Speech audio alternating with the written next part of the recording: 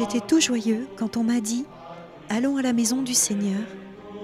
Nos pas nous ont conduits jusqu'à toi, jusqu'à tes portes, Jérusalem.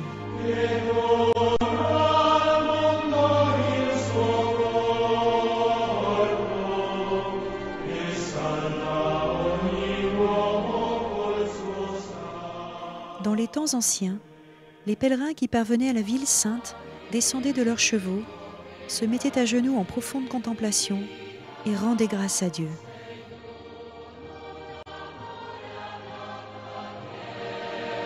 Un pèlerinage en ce lieu était ce qui pouvait arriver de plus grand et de plus solennel dans une vie.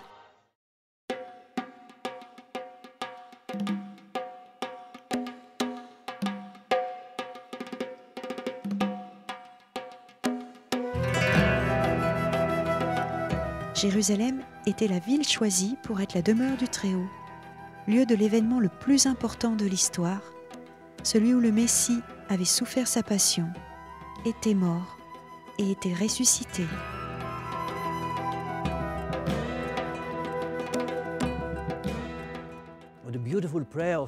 Le roi Salomon a dédié une très belle prière à la clôture de la construction du premier temple. Il demanda à Dieu d'y venir et aussi d'exaucer les prières de tous les étrangers qui viendraient. Ce temple doit être une maison de prière pour toutes les nations. Le temple a été détruit en 587 avant Jésus-Christ par les Babyloniens.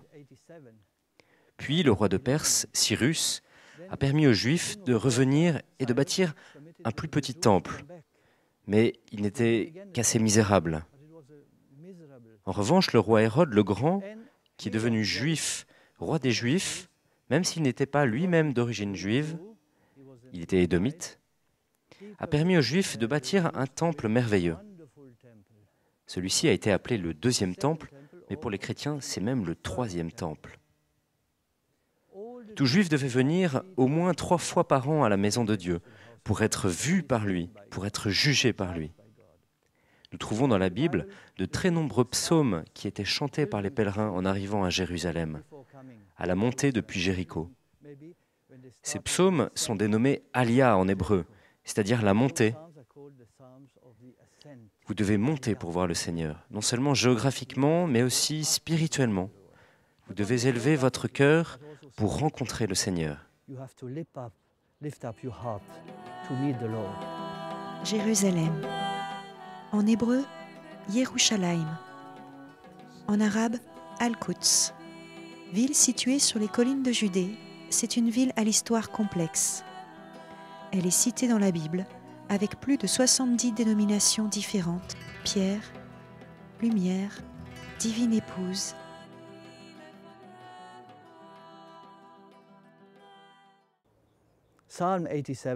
Le psaume 87 dit que tous sont nés à Jérusalem, la mère de toutes les nations. Tous doivent y venir. Le prophète Isaïe dit que Jérusalem doit être la maison de prière pour toutes les nations. Elle est considérée comme ville sainte par les 3 grandes religions monothéistes. Les musulmans l'appellent Al-Quds, c'est-à-dire la sainte. Quant aux Juifs, leur histoire se confond avec l'histoire même de la ville. C'est une synthèse de toutes les gloires du passé et l'espérance pour l'avenir. Pour nous les chrétiens, elle est la ville où Jésus s'est révélé, où il est mort et ressuscité pour nous sauver. Son sang a été versé sur le sol de cette ville, et pourtant, elle symbolise l'Église triomphante, la Jérusalem céleste.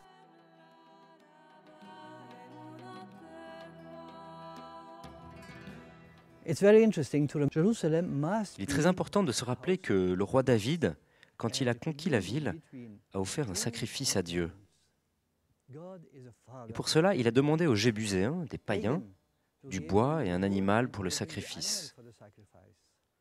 Le premier temple a été bâti par le roi Salomon, mais aussi avec la participation du roi Hiram, qui était libanais et païen.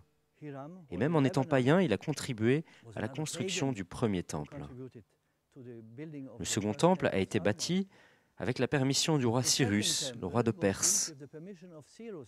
Il a même probablement donné des aides financières pour cette construction. Le troisième temple a été bâti sous la direction du roi Hérode, le Grand, qui lui aussi était un païen. Il était originaire d'Idumée, mais n'était pas d'origine juive.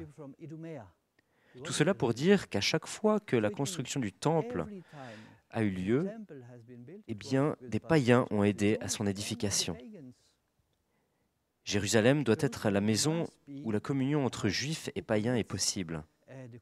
Dieu est un père pour tous. Ici, Jésus a dit qu'il est le chemin, la vérité et la vie. Il nous a enseigné le nouveau commandement de l'amour pour le prochain. Sur le mont Sion a eu lieu la dernière scène où Jésus institue l'Eucharistie. C'est aussi en ce même lieu qu'il a répandu l'Esprit Saint sur l'Église naissante. Jésus était juif et comme bon juif, il venait au temple 3 fois par an, en pèlerin. Et nous le voyons clairement dans l'évangile de Saint Jean. Il venait pour Pâques, la fête de Pessah, pour la Pentecôte, Shavuot, et pour la fête des temples, la fête de Sukkot.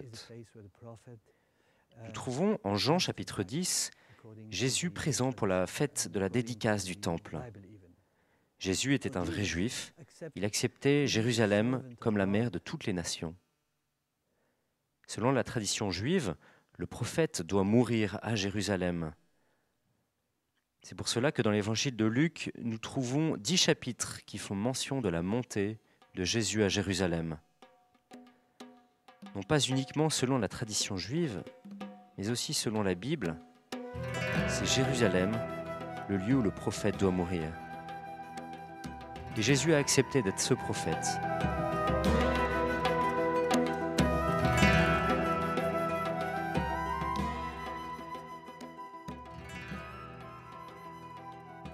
Hors des murs de la ville, à Gethsémani, Jésus a agonisé. Au palais de Pilate, il a été flagellé et a souffert sa passion. Il a livré sa vie au calvaire. Du lieu où il a été enseveli, il est ressuscité, et sur le mont des Oliviers, il est monté au ciel. Oui, cette ville est vraiment sacrée. Elle représente l'aube du christianisme. Durant des siècles, des pèlerins de diverses langues et nations sont venus et ont fait face à des situations de faim, de soif, de danger, d'inconfort et de fatigue pour embrasser la pierre du Golgotha, s'agenouiller et toucher le tombeau vide. Avec des larmes d'amour, ils ont mouillé cette terre imprégnée des pas du Maître de Nazareth. Nous sommes au sanctuaire de Dominus Flevit, qui signifie « le Seigneur a pleuré », car Jésus a pleuré sur la ville. Le sanctuaire que nous avons ici ne représente que la période byzantine, et probablement le premier sanctuaire est en dessous de la mosquée qui nous fait face. Mais cela n'est pas vraiment important. Les Byzantins ont permis, à travers l'édification de ce sanctuaire, la possibilité aux chrétiens de pouvoir célébrer la mémoire du Christ en ce lieu. Et c'est très important que les chrétiens en fassent mémoire, et pas seulement simple souvenir, mais une actualisation du passé pour le vivre de façon plus intense au présent. Les pèlerins aiment à venir en ce lieu et contempler la ville. De la même manière, Jésus est venu plusieurs fois par ce chemin avec ses disciples lors de ses allées et venues à Béthanie. Il s'arrêtait pour admirer le temple. Les disciples disaient entre eux « Regardez le merveilleux temple que nous avons ». Mais Jésus répliqua qu'il n'en resterait pas pierre sur pierre, car la ville n'était pas fidèle à Dieu et tous disparaîtraient. Il nous faut rappeler que le même message est destiné aux chrétiens. Si les chrétiens ne sont pas fidèles, tout sera détruit aussi pour eux. Jérusalem est aussi chacun de nous. Si nous ne vivons pas le message de Jérusalem, le message de la prière du Seigneur, la réconciliation et le pardon, la même chose nous arrivera. Jérusalem est située à 750 mètres au-dessus de la mer Méditerranée et à 1142 mètres au-dessus de la mer Morte. Elle est peuplée actuellement d'environ 795 000 habitants. Deux grandes vallées limitent la ville. L'une à l'ouest, la vallée du Cédron, sépare la ville du mont des Oliviers. L'autre, qui va du sud au sud-ouest, la vallée de la Géhenne, sépare la colline de Sion de la colline du Conseil des Méchants. Actuellement, Jérusalem a deux parties distinctes. La vieille ville, entourée de remparts, constituée de deux quartiers à dominante arabe, dits quartier chrétien et quartier musulman, mais qui comprend aussi un quartier à dominante arménienne et un quartier à dominante juive. L'autre partie est la ville moderne qui grandit chaque jour et ressemble à une métropole européenne.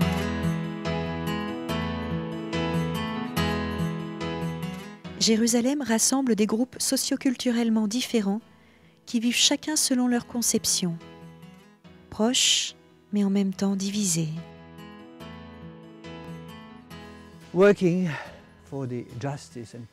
Travailler pour la justice et la paix, c'est très important. Il n'y a pas de paix sans réconciliation. Il n'y a pas de réconciliation sans pardon des offenses commises. Le pardon et la réconciliation doivent être accomplis en Jérusalem. Sinon, elle finira par s'éloigner de sa mission par excellence, qui est d'être la mère de toutes les nations. Les enfants sont tous différents entre eux, et le rôle de la mère, c'est de faire que ces enfants se réconcilient après s'être disputés. Sa mission par excellence, c'est la réconciliation. Travailler pour l'édification de la paix qui doit être accomplie tous les jours. Pour que cela se produise, il doit y avoir le pardon, l'acceptation de l'autre en ses particularités.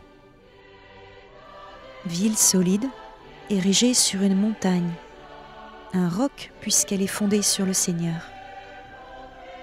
Unifiée par l'Esprit de Dieu, lieu d'adoration, de louange et qui témoigne de la gloire de Dieu.